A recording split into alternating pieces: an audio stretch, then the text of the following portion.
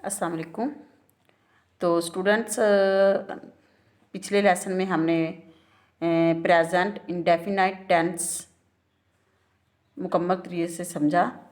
और अगर आपने नहीं वो वीडियो देखी तो आप देख लीजिए। तो आज हम जो बात करेंगे इसके बारे में है present indefinite tense interrogative sentences. उन सेंटेंसेस की हमने बात की थी वो सिंपल सेंटेंस थे, मतलब सादा फिक्रे थे, सादा प्रेजेंट इंडेफिनाइट टेंस। तो यहाँ पर अब हम जो बात कर रहे हैं ये हैं इंटेरोगेटिव सेंटेंसेस। इंटेरोगेटिव मतलब सवालिया फिक्रे, ऐसे फिक्रे जिनमें किसी सवाल का इजहार हो, मतलब हमें देखने से पता चले कि जो अगला बंदा है वो कोई हमसे सवाल कर रहा है। जैसे कि क्या अली क्रिकेट खेलता है, क्या हम वर्जिश करते हैं, क्या वो कलम इस्तेमाल करती है, क्या वो स्कूल जाते हैं, क्या मैं कपड़े धोती हूँ। तो आपको अगर उर्दू में इन सेंटेंसेस की इस तरह से शनाख्त हो जाए तो देखने से आपको पता चलेगा कि ये इंटेरोगेटिव सेंटेंसेस हैं, मतलब सवालिया फिक्रे हैं। तो इनके आखिर में सवालिया निशान मतलब जो क्वेश्चन मार्क्स है ये भी इस्तेमाल किया जाता है। इसके बाद अगर हम इनको इंग्लिश ट्रांसलेशन में लेके जाएं, उर्दू टू इंग्लिश ट्रांसलेशन करें तो इसका तरीका क्या है। In interrogative sentences we use do और डज, वी यूज़ डू और डज जी। तो अगर हम इस सवालिया फिक्रा है, अगर इसे हम पहले सिंपल की बात करें तो ये सिंपल कैसे होगा। अली क्रिकेट खेलता है, जैसे कि देखें अली क्रिकेट खेलता है, अली क्रिकेट खेलता है, ये सिंपल फॉर्म है, इसकी सिंपल इसकी शक्ल है। तो हमने इसको कैसे इंग्लिश में चेंज किया, Ali place cricket, Ali place cricket. तो जब किसी भी सेंटेंस के शुरू में, फिक्रे के शुरू में क्या लगा दिया जाता है तो इसका मतलब हो जाता है कि वो सेंटेंस जो है वो सवालिया हो गया है, क्या अली क्रिकेट खेलता है। तो अब इसकी ट्रांसलेशन करने के लिए हमें देखिए यहाँ पर हमने अली प्लेस क्रिकेट, एस हमने इस वजह से लगाया यहाँ पर कि ये जो है वर्ब अली जो है ये थर्ड पर्सन है, मतलब अली सिंगल नेम है। हमने पिछले लेसन में पढ़ा कि जब भी कोई सिंगल नेम हो, ही शी इट हो, तो हम उसके जो वर्ब होगा उसके साथ एस या ई एस लगाते हैं। तो जब हमने इसको इंटेरोगेटिव बनाना है तो हमने सिंपल क्या करना है, सिर्फ जो इसका सेंटेंस है, फिक्रा जो है, इसके शुरू में डज लिख देना है।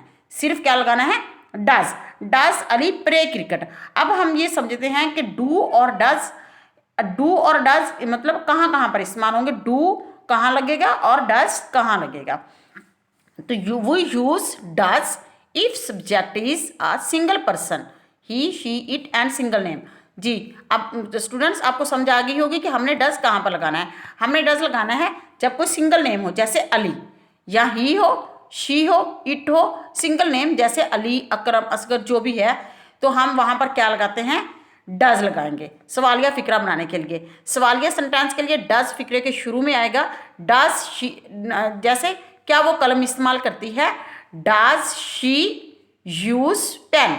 तो देखें आप यहाँ पर एक बात नोट करें कि जब हमने इसको सिंपल बनाया था तो वर्ब की जो फर्स्ट फॉर्म थी उसके साथ एस लगाया, लेकिन जब इसे इंटेरोगेटिव में चेंज किया तो डज जो है इसके बाद हमने इसकी जो फर्स्ट फॉर्म है वर्ब की वहाँ पर एस इस्तेमाल नहीं करना।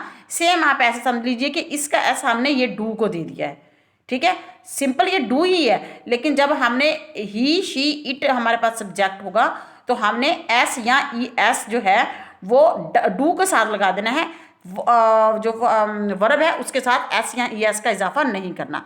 देखिए she use, does she use pen. अगर ये सिंपल होगा तो हम पढ़ेंगे वो कलम इस्तेमाल करती है, शी यूजेस अ पेन, वो एक पेन इस्तेमाल करती है। Does she use a pen, क्या वो पेन इस्तेमाल करती है। तो यहाँ पर यूज जो है ये हमारे पास वर्ब है, यहाँ पर यूज क्या है, यूज हमारे पास वर्ब है।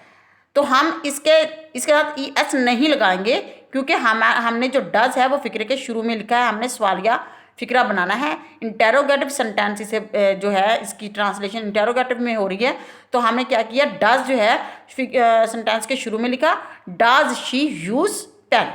क्या हम स्कूल जाते हैं, do we go to hall. देखिए यहाँ पर अब ये डू है, समझाई, अब आपको इसका डिफरेंस समझ में आ गया होगा।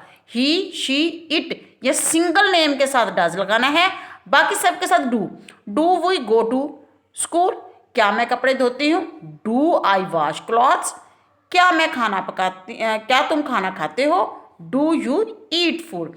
तो देखें आपने डू डज सिर्फ ही शी इट या सिंगल नेम के साथ डज आएगा, बाकी सबके साथ डू लगेगा।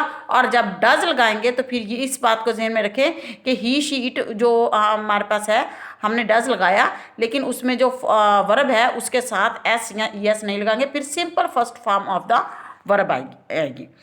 तो मुझे उम्मीद है कि आप लोगों को इससे बहुत समझने का मौका मिला। और अगर आपको किसी चीज़ की नहीं समझ आती तो आप कमेंट में बताएं, वीडियो को लाइक करें एंड शेयर करें। अल्लाह हाफ़िज़।